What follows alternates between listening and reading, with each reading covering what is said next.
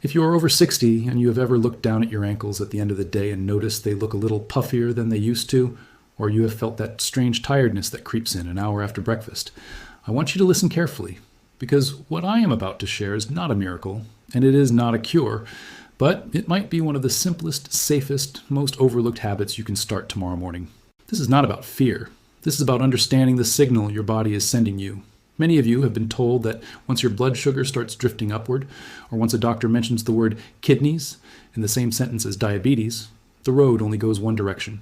I want to gently push back on that idea today, not with hype, not with a miracle promise, but with something small, something that costs pennies, something humble sitting in your spice cabinet right now, and something that real research has actually looked at.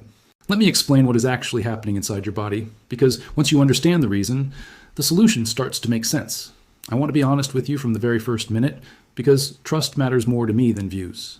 There is no seed, no tea, no juice, no supplement on this earth that repairs kidney damage in 30 days. If anyone tells you that, please be skeptical. Because your kidneys are precision instruments, and damage to them is serious. But here is what most people are never told. There is a real difference between repairing damage that has already happened and supporting the systems that prevent further damage and ease the daily burden on your kidneys. That second part, the supporting part, is where real science does exist, and it is where this video is going to take you today. Stick with me until the end, because I am going to walk you through exactly how one humble seed, soaked overnight in water, may help support healthy blood sugar levels, which in turn is one of the most important things you can do to protect your kidneys over time.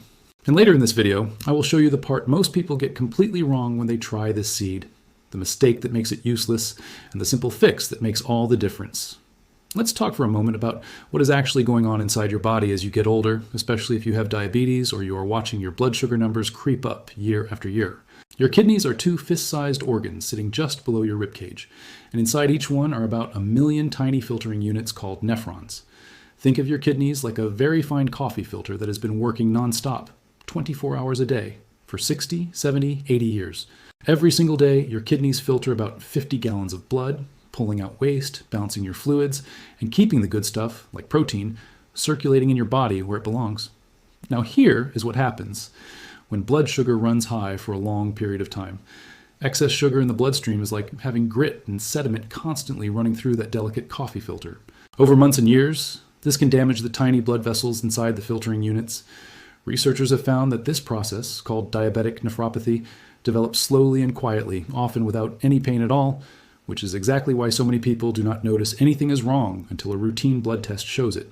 This is called insulin resistance, and I want to explain it simply because you will hear this term throughout the video. Insulin resistance simply means your cells are no longer listening to insulin as well as they should. Insulin is like a key that unlocks the door of your cells so that sugar from your bloodstream can go inside and be used for energy. When you are young, that key fits the lock easily. As we age, especially if we have carried some extra weight or moved less than we used to, or simply due to the natural changes of aging, the locks on our cells become a little rusty. The key still works, but it takes more insulin to get the same job done. Your pancreas, sensing this struggle, starts pumping out more and more insulin to compensate. For a while, this works. Blood sugar stays in a fairly normal range, because your body is overcompensating behind the scenes. But over years, two things start to happen. First, your pancreas can become tired from overworking. Second, that constant high level of circulating sugar and insulin starts to put a steady, low-grade stress on your blood vessels, including the very small, very delicate blood vessels inside your kidneys. I know this might sound a little heavy, so let me bring this back to something practical and hopeful, because that is really the point of this video. The good news, and this is genuinely good news backed by real medical understanding, is that blood sugar is one of the most modifiable things in your entire body. Unlike a joint that is already worn down or a memory that has already faded, your blood sugar responds, often within days, to changes you make in food, movement, sleep, and stress. This is why doctors and researchers spend so much time talking about blood sugar control in older adults. Not because it is trendy, but because it is one of the few dials you can actually turn. And this is exactly where our humble little seed comes into the conversation, not as a magic fix, but as one small, low-risk, low-cost tool that may help nudge that dial in the right direction when it is part of a bigger picture that includes your doctor's guidance, your medications if you take them, and sensible daily habits. Before I tell you exactly what this seed is, I want to address something directly, because I care about you actually being safe while watching this video. If you have diabetes, kidney disease at any stage, heart disease, or you're on blood thinners, blood pressure medication, or insulin, Please talk to your doctor before adding any new food or seed to your routine in a concentrated way, especially if you plan to eat it daily. This is not because the seed is dangerous in normal amounts, but because some seeds can have a mild effect on blood sugar or blood pressure, and your doctor knows your full picture, your other medications, and your specific kidney function numbers in a way that I never could from a video. With that said, let's get into it. The seed I am talking about today is fenugreek, sometimes called Methi, in many Asian and Middle Eastern kitchens, where it has quietly sat on spice shelves for thousands of years, mostly used for flavor, with most people having no idea about the research now being done on it. Fenugreek seeds are small, golden brown, slightly bitter, and shaped almost like tiny pebbles. If you open your spice cabinet right now, there's a real chance you already own a small bag of these seeds, perhaps without ever thinking twice about them. Here is what most people are never told about fenugreek. These seeds are unusually rich in a type of soluble fiber called galactomannan. I know that is a mouthful, so let me explain it simply. Soluble fiber is a kind of fiber that dissolves in water and turns into a gel-like substance in your stomach and intestines. Picture stirring a spoonful of cornstarch into a glass of water until it becomes thick and gloopy. That is similar to what this fiber does inside your digestive system. Researchers studying fenugreek have found that this gel-forming fiber may slow down how quickly sugar from your food gets absorbed into your bloodstream after a meal. Instead of sugar rushing in all at once, causing a sharp spike followed by a crash, the fiber creates a kind of gentle, slow release, more like a dimmer switch than an on-off light switch. Why does this matter so much for older adults specifically? Because after the age of 50, many people notice that their post-meal blood sugar spikes become sharper and last longer than they did in younger years. This is partly due to that insulin resistance we talked about earlier, and partly due to changes in how quickly food moves through our digestive system as we age. A sharp spike followed by a crash is exactly the pattern that puts repeated daily strain on those delicate filtering units in your kidneys, especially if it happens after every single meal, day after day, year after year. Smoothing out that spike, even modestly, is one small way to ease that daily burden. There is something else fenugreek seeds contain that researchers have been curious about, a compound called 4-hydroxyazollysine. I will not ask you to remember that name, but I do want you to understand what scientists believe it may do. Early research suggests this compound may help stimulate the release of insulin in a way that is somewhat dependent on your current blood sugar level, meaning it may work more when sugar is elevated rather than constantly pushing insulin regardless of need. This is still an area of ongoing research, and I want to be careful not to overstate it, but it is one of the reasons fenugreek has captured scientific interest beyond simply being a kitchen spice. Let me give you a simple analogy to tie this together. Imagine your bloodstream after a meal is like a river, and sugar is the water flowing into it. Normally, in a younger, healthier body, that water flows in at a steady, manageable pace, and the riverbanks, representing your blood vessels and kidney filters, handle it just fine. As we age, especially with insulin resistance, it is more like a sudden rainstorm dumping water into that same river all at once. The banks get overwhelmed, water rushes too fast, and over years, the banks start to erode. The soluble fiber in fenugreek acts a little like a series of small dams upstream, not stopping the water, but slowing its pace, spreading it out, so the riverbanks experience less erosion over time. Now, why soak the seeds overnight specifically, instead of just eating them dry or adding the powder to your food? This is actually an important detail, and it is something many people get wrong. Fenugreek seeds in their dry, whole form are quite hard and somewhat resistant to your digestive system breaking them down efficiently. Soaking them in water overnight does two helpful things. First, it begins to soften the outer seed coat, which makes the seeds easier to chew and digest the next morning. Second, and this is the part that really matters, soaking begins to draw out some of that soluble fiber into the water itself, which means whether you eat the softened seeds, drink the soaking water, or do both, you are getting more of that beneficial gel-forming fiber in a form your body can actually use. Here is a simple, practical way to use this. In the evening, take about 1 to 2 teaspoons of whole fenugreek seeds, place them in a small glass of plain water, roughly half a cup to a cup, and let them sit on your kitchen counter overnight, covered loosely with a small plate or cloth. In the morning, you have options. You can drink the water on an empty stomach and either eat the softened seeds along with it, or discard them, since much of the beneficial fiber has already released into the water. Some people prefer to chew the softened seeds directly, finding the texture similar to a soft, slightly bitter bean. Either approach gives you the benefit. It largely comes down to personal preference and what your taste buds and digestion tolerate comfortably. I do want to give you a warning here, because this is exactly the mistake that trips people up. Fenugreek has a noticeably bitter taste, and some people, especially when first trying it, drink a large amount on an empty stomach and find it causes mild stomach upset, gas, or loose stool. This does not mean fenugreek is bad for you. It usually means you started with too much too fast. Here's what most people get wrong. They hear that a seed is good for them, and they assume that more must be better, so they double or triple the amount right from day one. Please do not do this. Start small. A single teaspoon soaked overnight is a perfectly reasonable starting point. Give your body several days to adjust before considering whether to increase slightly. And again, if you are on diabetes medication or insulin, this is especially important to discuss with your doctor first, because fenugreek's effect on blood sugar, while generally modest, means your medication dosage could need monitoring, particularly in the beginning. I also want to mention something many people do not think about, which is the smell. Fenugreek contains compounds that, in some people, can cause sweat or urine to take on a faint maple syrup-like smell after regular consumption. This is harmless and well documented, but I would rather you know about it now than be confused or alarmed if you notice it later.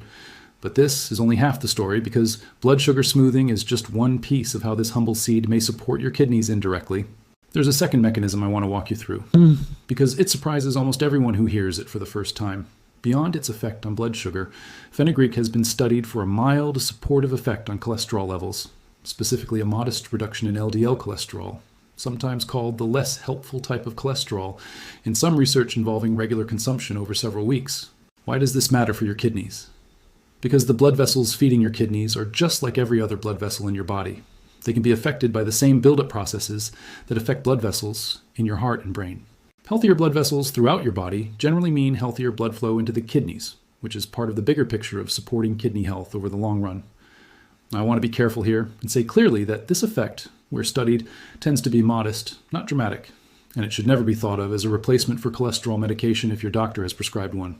Think of it as one small, supportive piece sitting alongside the bigger picture, not a replacement for any of it. If this is already helping you understand your body a little better, take 1 second to like this video, because it genuinely helps this kind of careful, honest information reach more people who need it, instead of the exaggerated claims that are unfortunately so common online. Now, let's go a little deeper, because I promised you the part most people get wrong, and we are finally there. The biggest mistake people make with fenugreek, or honestly with almost any food-based approach to blood sugar, is treating it as a standalone fix instead of one piece sitting inside a much bigger daily pattern. Here's what I mean. If someone drinks their fenugreek water every morning, but then has a large plate of white rice or sugary cereal for breakfast, followed by sitting in a chair for most of the day, the seed simply cannot do enough heavy lifting on its own to meaningfully change the picture. This is not the seed failing you. This is expecting one small tool to outperform everything else happening around it.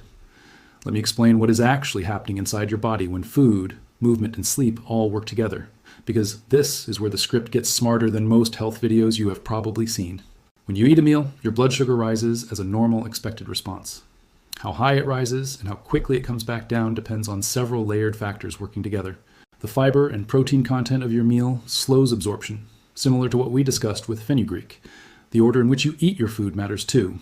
Research has shown that eating vegetables and protein before refined carbohydrates within the same meal can blunt the resulting blood sugar spike, because the fiber and protein form a kind of gentle barrier in your stomach that slows down how quickly the carbohydrates that follow are absorbed. Movement matters enormously as well. Your muscles are like sponges for sugar. When a muscle contracts, it can pull sugar out of your bloodstream and into the muscle cell for fuel, even without needing as much insulin to do so.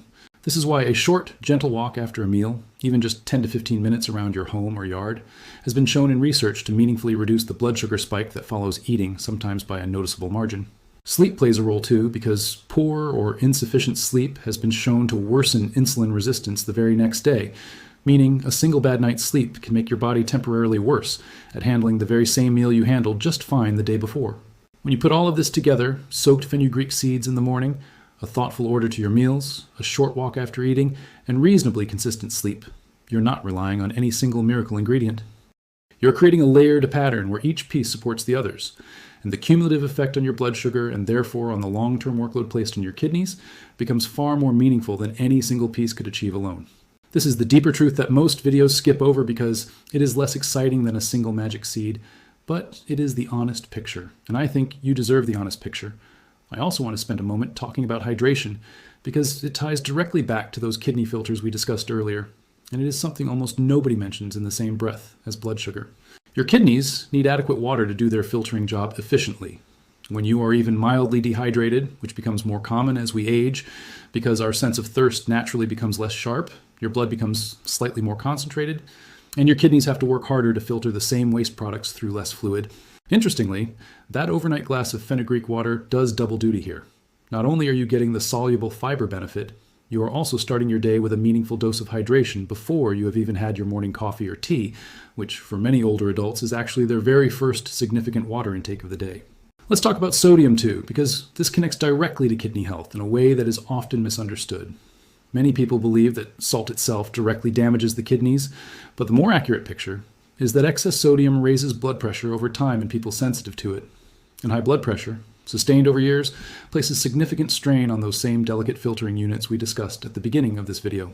This is why doctors so often talk about blood pressure and kidney health in the same conversation as blood sugar and kidney health. They are two related pathways converging on the same vulnerable organ. Being mindful of processed foods, canned soups, and salty snacks is not about depriving yourself. It is about understanding that every choice either eases or adds to the daily workload your kidneys are quietly carrying. Now, let me give you a simple, realistic plan you can actually start tomorrow morning, because understanding all of this matters, but action is what actually changes your numbers over time. Tonight, before you go to bed, place 1 level teaspoon of whole fenugreek seeds into a small glass with about half a cup of plain water. Leave it covered on your counter overnight. Tomorrow morning, before breakfast, drink the water and decide for yourself whether you want to eat the softened seeds along with it. Give your body about 5 to 7 days at this starting dose before considering any increase, and only increase if your digestion has adjusted comfortably. Alongside this, choose 1 meal a day, perhaps lunch or dinner, where you make a small, deliberate change to the order you eat your food, having your vegetables and any protein first, and your rice, bread, or starchy food last. After that meal, if your body allows it safely, take a gentle 10-minute walk, even just around your living room or down your driveway and back. None of this needs to be perfect. None of this needs to happen all 7 days a week starting immediately. Pick one piece, do it consistently for 2 weeks, and then layer in the next piece. Small, consistent layers build real, lasting change far more reliably than trying to overhaul everything at once and burning out within a week. And please, if you have diabetes, kidney disease, heart disease, or you take any regular medication, bring this video's ideas to your next doctor's appointment and ask specifically whether Fenugreek or any dietary changes you are considering are appropriate for your individual situation, your current kidney function numbers, and your current medications. This single conversation costs you nothing but a few minutes, and it ensures that whatever you start doing is genuinely safe for your specific body, not just safe in general. I want to end this video by saying something directly to you, because I think it matters more than any seed or any single piece of advice. If you have been told that aging simply means decline, that your kidneys are just wearing out and there is nothing to be done, I want you to hear this clearly. You're not broken, and it is not too late. Your body is still listening. Your blood sugar still responds to what you do today, this week, this month. Small, humble changes, the kind that cost almost nothing and take only a few minutes a day, genuinely add up over time in ways that matter. This is not about perfection. This is about giving your body a little less to fight against, one gentle layer at a time. Tell me your age and whether you have noticed any of these blood sugar patterns in your own life. The afternoon tiredness, the puffiness, the numbers creeping upward over the years. I read every comment, and I would love to hear where you are starting from today. If this video gave you something useful, something honest, something you can actually use tomorrow morning, please subscribe for more simple, science-backed health guidance built for strong, confident aging. Not fear, not hype, just real understanding you can trust. And if you want to go deeper into protecting your kidneys specifically, I have another video that walks through the early warning signs your body gives long before any major problem shows up on a lab test. Signs most people miss completely. Go watch that one next, because the earlier you understand your body's signals, the more power you have